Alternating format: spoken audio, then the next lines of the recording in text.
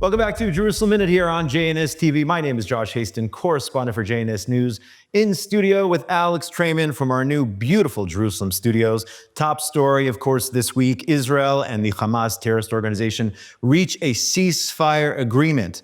Yesterday evening, 3 Israeli hostages released. Romi Gonen, Doron Steinbrecher, and Emily Damari released from captivity after 470 days under the brutal Hamas regime in the dungeons of Gaza. We'll just summarize, if we can, first the deal. The first stage, another 30 hostages who are deemed to be alive, in addition to those who were murdered by Hamas, are set to be freed over a 42-day period. Israel has already started the release of more than 1,900 Arab terrorists, including hundreds who are serving multiple life sentences for deadly terror attacks and murder. Beyond the 33 on the list, 65 more people are being held by Hamas. Unfortunately, many of them are deemed no longer to be alive.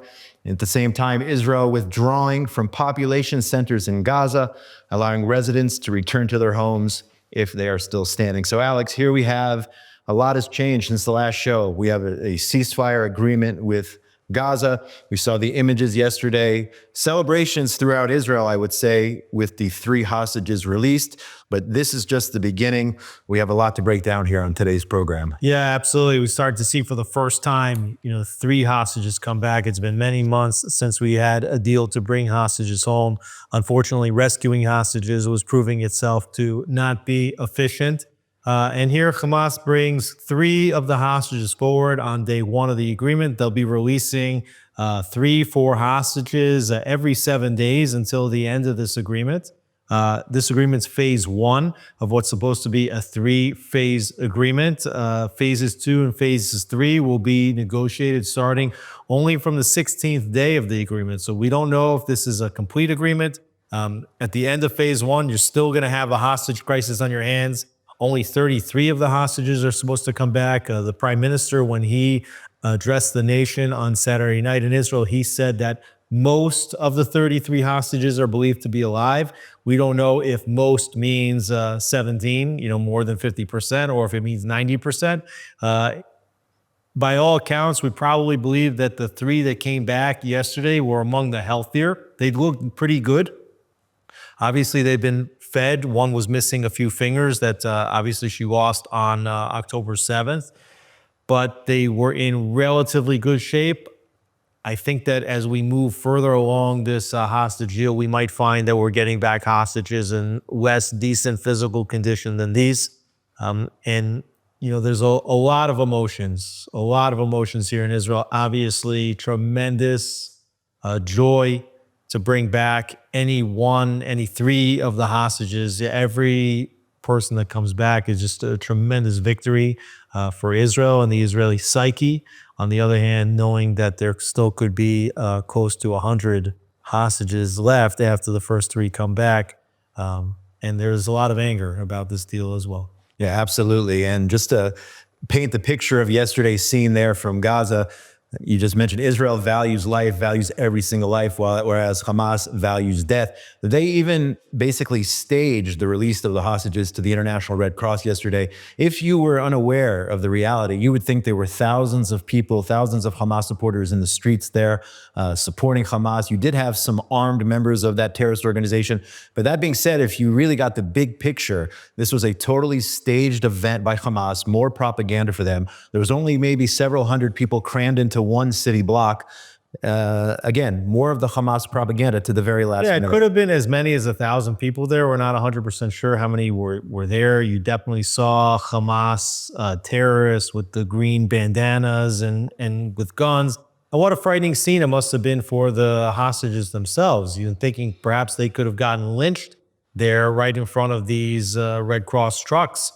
There was a lot of pushing going on around the scene, and it was staged to make it look like Hamas was strong, despite the fact that Hamas has been significantly weakened by the IDF over these last 15 months of war.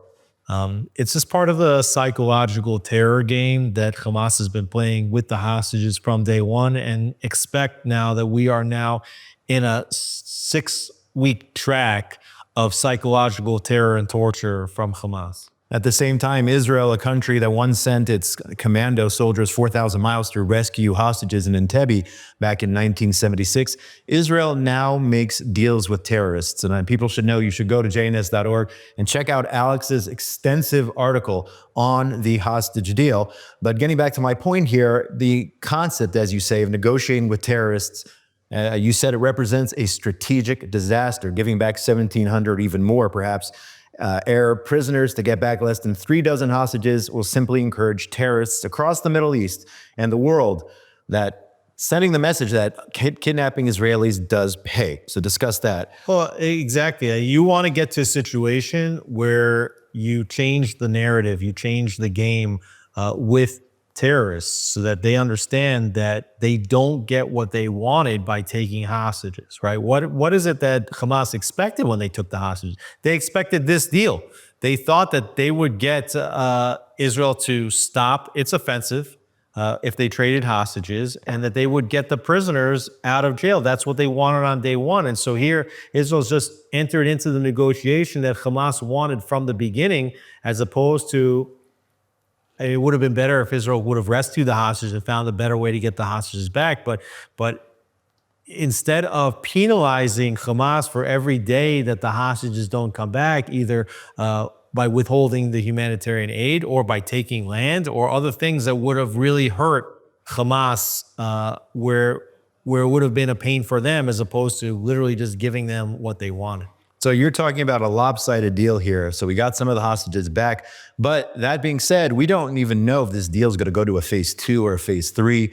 In other words, the hostages, the remaining hostages, were not part of this deal, and they still remain in the dungeons of Gaza, the dungeons of Hamas. So is this really lopsided? Well, like you said, in phase 1 of the deal doesn't even end the hostage crisis. Even if Hamas delivers the 33 hostages that they have committed to in this phase 1 of the deal, you still have another 66 or so hostages that are still unaccounted for, right? So if things break down after phase 1, you still have a hostage crisis. I think that a lot of Israelis would have hoped, and certainly the Israeli government had projected, that they wanted this hostage negotiation deal from several months back already to be a surrender deal.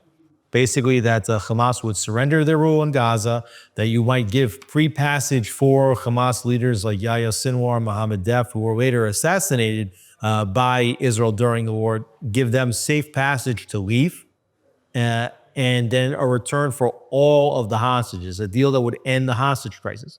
This deal does not get the surrender of Hamas. As you saw by the scenes yesterday, Hamas is still in charge to whatever degree they're able to maintain their hold on the Strip. The hostage crisis is not over. There's been no surrender. And we're seeing that at least 1,700 terrorists are being let out of jail. Now, let's break that down. 1,000 of the terrorists are prisoners of war, taken from Gaza during the IDF's offensive. They were taken specifically for this moment. The reason why Israel was arresting terrorists or potential terrorists inside Gaza was for this type of a trade. And I think that we can all wrap around our heads around that. You took hostages on October 7th. We've rounded up 1,000 people during the war. We're going to trade, and that's over. But in addition to that, as you mentioned earlier in the program, you have at least 700 terrorists that are serving sentences in Israeli prisons, not related to October 7th, not related to the war in Gaza. Many of these are cold-blooded murderers with multiple blood on their hands, like the killing of many people, mass murder events, and they're being let out, some of them being let out back to their communities where they lived in Judea and Samaria, back into their communities in Jerusalem. And so when you look at this deal, you know, it's not a one-for-one trade here. It not only is it lopsided on the face of it, it's really obscene.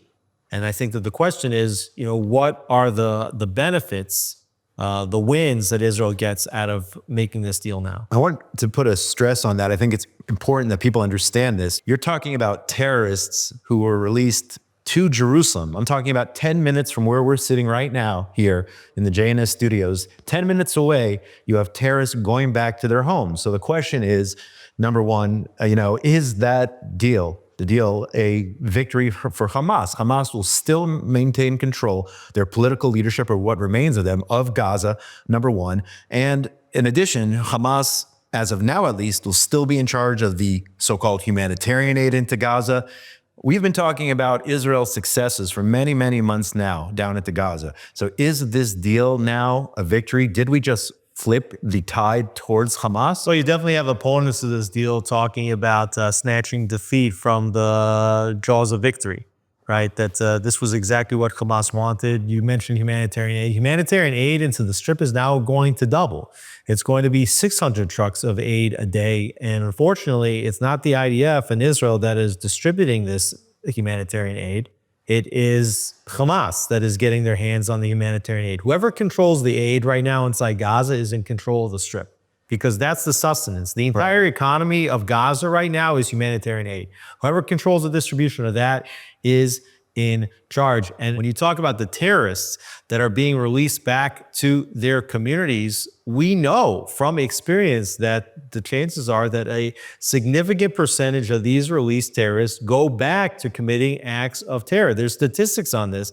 Israel has a lot of experience, unfortunately, doing the unthinkable and releasing prisoners in exchange for hostages. Yahya Sinwar was one of the terrorists who was released in the Gilad Shalit deal, in which over 1,000 prisoners were released in exchange for one Israeli soldier. And he became the mastermind of the October 7th attack. So while we're getting back 33 hostages and we're saving the lives of 33 people, maybe less, maybe only 20 people, we're almost condemning others to die at the hands of these terrorists, that at least a certain percentage of them are going to go back to committing acts of terror in the future. That's why yesterday was such an emotional roller coaster. On one hand, it was so good to see those three released. On the other hand, as you just described, there is that threat of terrorism. We talked about the psychological warfare Hamas has been playing against Israel throughout, psychological terrorism. How much of an effect do you think that had on this deal? I mean, you do have the Hostage Families Forum. They've been blaming essentially Prime Minister Netanyahu and the government. Yesterday on television, you had these television hosts saying over and over again, apologizing to the three hostages. We're sorry we didn't get you out sooner. As if it was Israel that didn't do enough, as if Israel was the one who were holding these terrorists in Gaza and not Hamas. Over and over again, I saw that last night. So talk about the psychological warfare that Hamas played, releasing the videos, and how it caused our own people to say, we are sorry we didn't do enough. I mean, of course we're sorry. I mean, we didn't do enough to protect them from being kidnapped on October 7th. That's very true. Okay? And certainly we would have liked to have rescued the hostages in the Gaza Strip. Everybody knows the IDF was inside Gaza for 15 months, trying everything that it could to rescue the hostages without having to go through this negotiations process. Hamas hadn't agreed to this negotiation prior to the election of Donald Trump, which we'll talk about a little bit later. But the purpose of taking the hostages is not only to get the prisoner released, but to hold the entirety of the Israeli populace hostage. We saw how much domestic pressure was being put on Netanyahu by the hostage forum. Bring them home. Put the responsibility on the hostages on the government. Hamas feeding into that. They fed into it with the release of videos of hostages. In some cases, they released these heavily scripted videos blaming Netanyahu for the hostage crisis being read by hostages. And in some of those cases, 2 days after the videos are released, you see pictures of that hostage who recorded that video dead. Okay, and this tears at the heartstrings of all Israelis and forced really a lot of domestic pressure on the government to make what is a bad deal. But I want to go back to a question that you asked before. Is this deal a victory for Hamas? I mean, on the face of it, they're definitely getting a lopsided deal. But does that mean that Hamas won this war because they made this deal? No, I don't think you can say that at all. You look inside Gaza Strip, most of it's been utterly destroyed. Okay, even if Israel releases 1,700 terrorists in exchange for the hostages, Israel's killed, by its own accounts, anywhere from 15,000 to 18,000 terrorists in the Gaza Strip since the war started. So you're talking about net gain for Israel in terms of the amount of hostages that are now out of the picture versus compared to the small number relatively that are being released. Many of those 1,000 may not have been necessarily terrorists, but been in the wrong place in Gaza at the wrong time and rounded up and just taken as security prisoners, prisoners of war. Even if you saw the pictures yesterday of Hamas crowded around the hostages that they were being released, that is a very small percentage of the force that was there before. I think that time will tell really, whether the IDF and Israel won this war in a major way or whether Hamas comes out somehow on top. My sense is that even though this is a lopsided deal, Israel's given Hamas way too much in order to get its hostages back. It's just doing that because that's how much we value human life. It's a message also that's being spread in the Palestinian territories in Gaza, where Gazan people can see just how much Israel values the lives of its soldiers, the lives of its hostages, as compared to Hamas, which is willing to see all of their civilians killed and have elevated death toll numbers just in order to put international pressure on Israel. I think that there's a lot of reasons why, even though it's a lopsided deal, Israel should be proud of itself. Israel should be proud that it was able to get these hostages back. Israel should be proud of what it's done inside Gaza, for that matter. And I do think that time will demonstrate that this is an Israeli victory in the end and not a Hamas victory. Again, it's black and white in terms of Israel versus Hamas. It's a black and white issue. There is no gray here, regardless of these, college protesters on campus. Israel values life, Hamas values death. In terms of, does the Israeli public support the deal? According to what you published, 90% of voters who supported the opposition are for the deal, the opposition party in Israel. 50% in the coalition who support the coalition in Israel support the deal. So in other words, at the end of the day, the majority of Israelis supported the deal, as painful and as difficult as it was. And now we have the question about Prime Minister Netanyahu. We had one party, the Otzma Yehudit party. We'll talk about Itamar Ben-Gvir in a few minutes. His party resigned. They were not willing to stay in a government that supported this deal. So you had a coalition which was 68 members. If I'm not mistaken, it's now down to a slim majority of 61. Nevertheless, Prime Minister Netanyahu is obviously the ultimate politician. He's been the longest-running politician in Israel's history. A lot of people would have predicted Netanyahu would no longer be in office, especially after October the 7th. Yet he is, and the Likud party still remains the strongest party in terms of the polls. Yet with these, with the Otzma Yehudit party leaving the coalition, what will the future bring? The other parties also perhaps threatening, but Bezalel Smotrich's party threatening that they stayed in the government for now. There could be a situation where the Netanyahu government has a minority, even though Yair Lapid and the head of the opposition said he would throw Netanyahu a lifeline if that were the case. Will Netanyahu survive the deal? That's the bottom line. That's the bottom question. Well, this is one of the big questions, of course. Netanyahu, for the first time in his career, governing with a purely right-wing, ideologically aligned coalition. Netanyahu is probably among the most centrist or left flank of his own coalition, and he's been threatened throughout the war by Itamar Ben-Gvir. If you stop now, we're going to leave the government. I would say you could probably credit Ben-Gvir with some of these threats for forcing Netanyahu to continue to pursue the war in its earlier phases, when the United States was putting significant pressure on Israel not to enter into Gaza from the beginning, not to take the Philadelphia corridor, not to take Rafah, not to enter into Lebanon. Ben-Gvir's threats actually played a role, in some role at least, in pushing Netanyahu towards continuing the war and doing the right thing. Now, Netanyahu understood that he was being held in check by Ben-Gvir. And at some point during the war, he was able, especially after Benny Gantz left what was a national unity government, he took Benny Gantz's old partner and his own Likud member, Gideon Sa'ar, and his New Hope faction back into the coalition, strengthening it. And what that did was make it that Netanyahu no longer relied on Ben-Gvir and his Otzma Yehudit party for a majority, such that when Ben-Gvir threatened to leave the government if Netanyahu went ahead with this deal, Netanyahu had the luxury of letting him leave.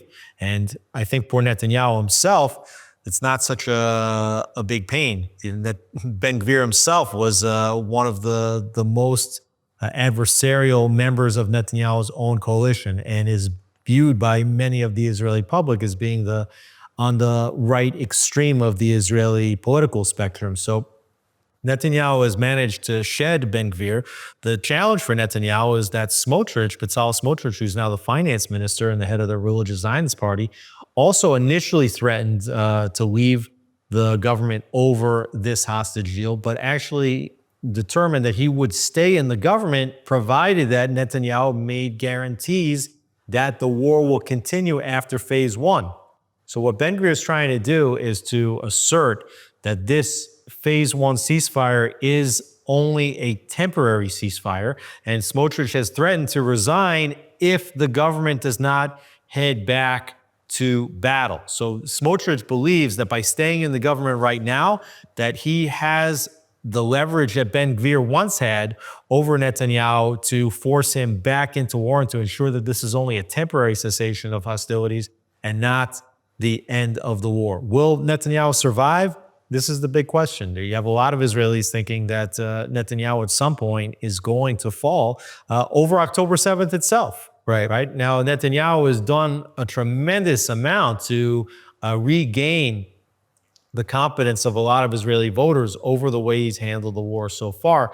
And depending on how the public views this deal and its aftermath will determine whether Netanyahu will last to live another day in the prime minister's chair, or if at some point the October 7th massacre will catch up with him and Israel will be forced into another election. I would argue that the question over Netanyahu is huge, and equally as big, equally as important, maybe even more so, is the question whether or not this is in fact a temporary ceasefire or is this a permanent end to the war. Now, remember, on paper right now, Israel has said we will go to this ceasefire. The hostages will trickle out over a span of 42 days. But if you ask me, again, I can't see into the future, but if I were to predict, I would think that this would be the end of the war.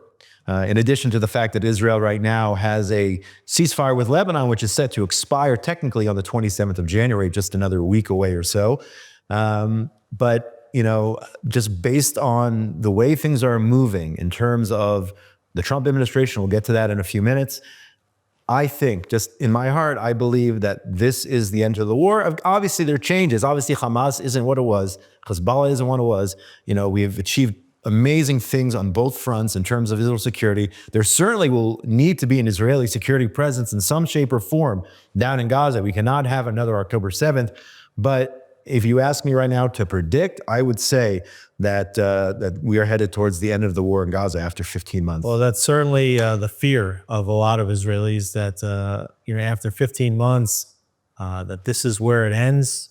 Netanyahu talked about total victory, and total victory meant the end of Hamas as the political ruler of the Gaza Strip, and it also ended their ability to commit further acts of terror, like removing them as a military force in the Gaza Strip. Total victory has certainly not been achieved. A tremendous amount of damage has been caused by the IDF over these last 15 months. Israel's done more damage to Hamas and to Gaza than at any point in the history of the Israeli-Palestinian conflict, certainly at any point since Israel pulled out of the Gaza Strip in 2005, but it's not total victory. I think that whether this is a permanent ceasefire or a temporary ceasefire depends on whether Hamas delivers the 33 hostages that it's supposed to deliver, whether it delivers them in a clean fashion where they're trying to get to the end of the war by living up to their end of the bargain and showing that they should, that they're at least being, let's say, non-militant from this moment forward and saying, okay, look, we're regrouping, we're ending the war from our perspective, we're giving back the hostages. That could lead towards a permanent ceasefire. That permanent ceasefire will have to be negotiated. Negotiations only start in approximately 2 weeks from now for phases 2 and phase 3. So if they deliver in phase 1, if they don't commit to severe acts of psychological manipulation, if they don't say that they're going to release live hostages and then you get back dead hostages in return, if they start releasing videos of the hostages they're going to release being alive and then one of them, God forbid, being dead or something like that, that really sparks rage among Israelis or among the Americans, those would be things that would lead to guaranteeing that this is only a temporary ceasefire. So it's in flux right now, and I think that nobody has a crystal ball at this point to know exactly which way this is going to go or what way the war is going to end. And of course, in addition to that, you mentioned Lebanon. Will that front in the war end? And the big elephant in the room is Iran. Yeah, certainly. So I think that certainly for the next 6 weeks, everybody's just on pins and needles waiting to see what's going to happen. My sense is that this is not the end of the war. I don't know if this is the end of the Gaza front. Right. I don't think this is the end of the war. So we have to just wait and see whether this is a temporary ceasefire. As all this is going on, today is Inauguration Day. President Donald Trump will be sworn in just several hours as the 47th president of the United States. And a lot of people are talking about the breakthrough leading to the ceasefire and hostage negotiations and hostage release to President Donald Trump and his team. They're giving him the credit for it, even though he wasn't technically the president of the United States yet. And we know, we've talked about it many times, this is the Middle East here where strength wins out. And President Trump said there will be all hell will pay. There will be all hell to pay if the hostages aren't released by his inauguration. Again, all the hostages aren't released, but 3 are, and we're heading in that direction. But here we have President Donald Trump taking over and leading this conflict in a different direction, and perhaps with his team, the entire Middle East situation in a different direction right now. You had the Biden administration on its way out claiming that the hostage release deal is the one that it proposed back in May. And I think that there are certain elements of this proposal that were put forth by the Biden administration in May, including the formula of the terrorist release deal, the prisoner release deal.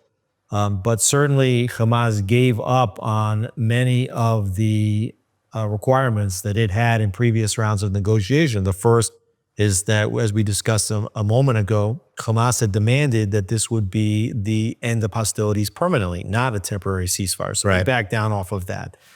In addition, they backed down off of their sticking point of the control of the Philadelphia corridor, the border between Gaza and Egypt.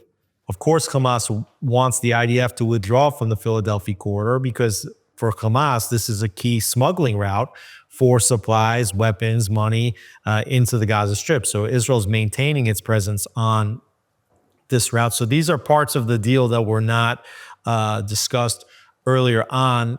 There was nothing that the Biden administration was going to do to get to this deal. You had Antony Blinken, and I think we discussed this on the show 1 or 2 weeks ago in an exit interview with the New York Times, basically saying that every time there was perceived pressure on Israel, particularly from the United States, that would make Hamas harden its demands and pull back from negotiations. Trump comes in with a different idea. He basically says to Hamas, if you don't release the hostages, there's going to be all hell to pay. Now, part of that all hell to pay may have come towards Israel as well. There was a lot of pressure on Israel to meet this deal, just as it seemed as though the leverage in the negotiations was shifting dramatically into Israel's favor. And you have some people that are questioning, why didn't Netanyahu just wait 1 week until the Biden administration was out of the picture before negotiating that agreement? And so Trump came in, and everybody thought that Trump is going to be all of a sudden the best friend that Israel's ever had, as he was in the 45th presidency, and was going to give Israel the free hand to maybe negotiate this deal as they wanted. But no, Trump wanted a victory for himself, a diplomatic victory on day one, trying to liken himself to Ronald Reagan, who saw the release of over 400, I think, hostages that were being held in the U.S. Embassy in Tehran in 1979. They were all released on the day of Reagan's inauguration, and Trump wanted the same thing. So he pressured Israel to get this job done, and obviously he created more leverage on Hamas to get this job done. In terms of pressure, specifically, it was his Middle East envoy, Steve Witkoff, who arrived in Israel, forced the prime minister to meet him on Shabbat, from what I understand. He said, we're not even waiting till after Shabbat till Saturday night. We're going to meet today. And the question is, and he's sort of this wild card, Steve Witkoff. We know about Pete Hegseth. We know about Governor Huckabee. But Witkoff, in terms of his policies towards Israel until now, they haven't been proven. We don't know anything about where his head is, but we do know about the pressure. We do know about him showing up a week before the inauguration, at least, putting the pressure on Netanyahu to get to a deal no matter what.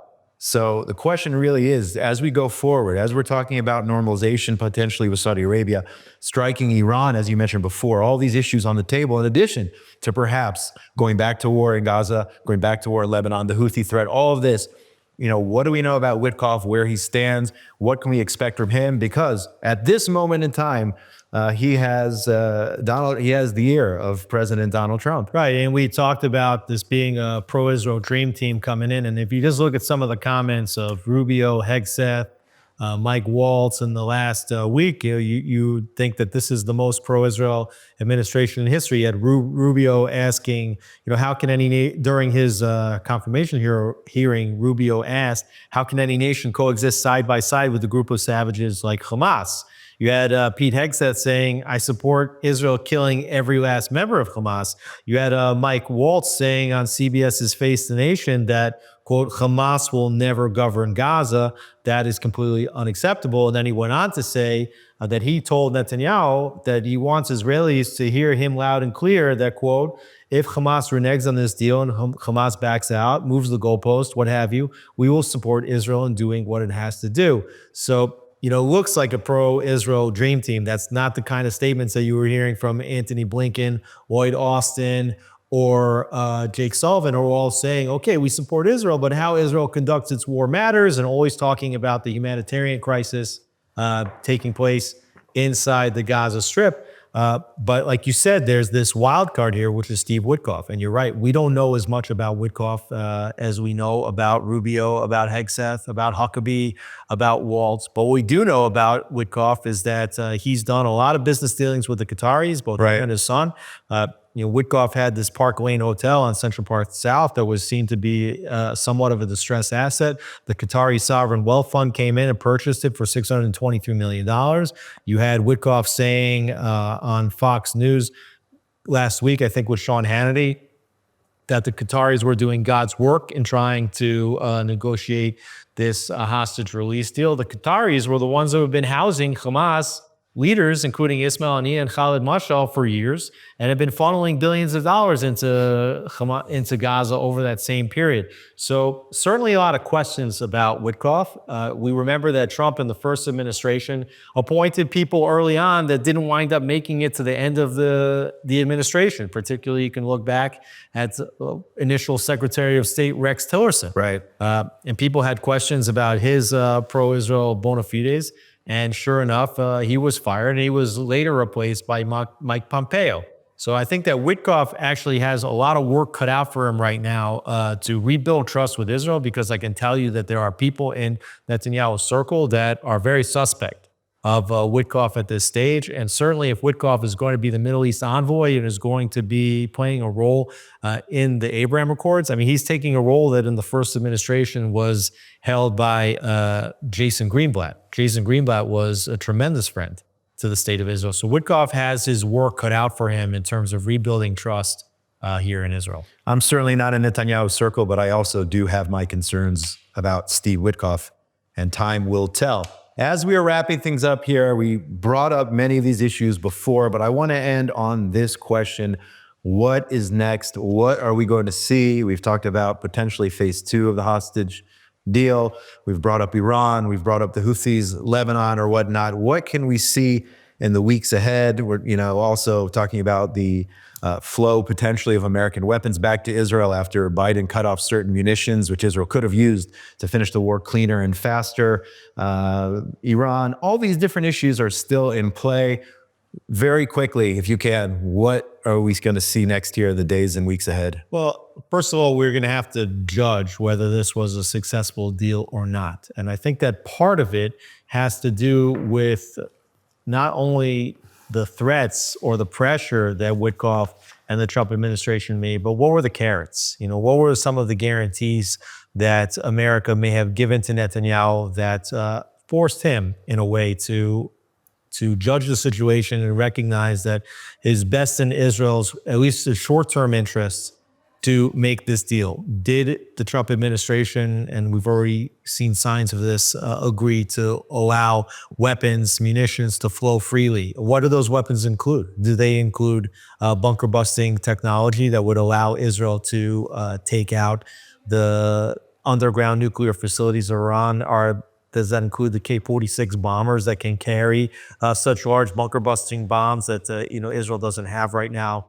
Will this be a temporary ceasefire or a permanent ceasefire? Will the ceasefire with Hezbollah and Lebanon be a temporary ceasefire or a permanent ceasefire? Will the United States allow Israel to, or even join in the attacking of the Houthis in Yemen? What will happen with Iran? There's a lot of questions here. I do think that the war is not over. I think there's also, I just want to add, Yeah, go ahead. There's some other questions in Gaza too, which is, who does rule Gaza on the day after? Is there a provincial military government in Gaza? Mike Waltz said Hamas can't rule Gaza, so who can? Will the IDF come in at some point and everybody recognize that they are ruling the Gaza Strip? Will there be some kind of push to allow displaced Gazans to leave the Strip? I heard maybe Indonesia. Rarely. Perhaps they should go to Yemen. I mean, the Houthis have been fighting for the Palestinians, and maybe they should win them. Will Egypt open the gates? Will Israel and the United States come up with another way to either sail or fly Gazans to other parts of the world? Could they go to Turkey? Could some of them go to Qatar? Could some of them go into Syria, which has been completely destabilized? So there's a lot of questions that still remain. This doesn't look like it's a good day for Israel. Of course, we're very happy to get the hostages back, and hopefully we'll get back, 33 of our most beautiful Israelis that have just suffered unimaginable circumstances over the last 470 plus days. Hopefully we'll get back all the rest of the hostages, and we'll look back at this moment similar to how we looked back at the first hostage deal and recognized that it was something that we had to do, even though it's a painful pill to swallow. And hopefully this isn't the end of the war, and we can use what happened here and this war to really transform the Middle East, where Iran, its terror proxies are all defanged, and then Israel can move towards peace with normalization agreements with Saudi Arabia and with other Gulf states. Time will certainly tell whether this is good or bad, but we are certainly in historic times, a historic week here in the Jewish state of Israel. We are out of time on this week's edition of Jerusalem Minute. Josh Hasten here, correspondent for JNS News, along with Alex Traiman, CEO of JNS, from our beautiful studios in Jerusalem. Shout out to Zach Sickerman, Avia Asner, Ryan Lishitz, and Yuri Svritsky. And if I would just close with one thing, this is Inauguration Day. It is. Donald Trump. It is. I think that we should bless President Trump to be successful as a U.S. president, to restore American presidents to that of strength and the moral superpower of the world. Amen. He should be blessed to have the wisdom to deal with very difficult circumstances, and God willing will help Israel to accomplish its role here in the Middle East as the superpower of the region. And God willing, Israel will see tremendous blessings from a Trump presidency. We bless President Trump. We bless our leadership and continue to pray for the brave men and women of the IDF defending us here 24/7. Have a great week, everybody. We'll see you next week.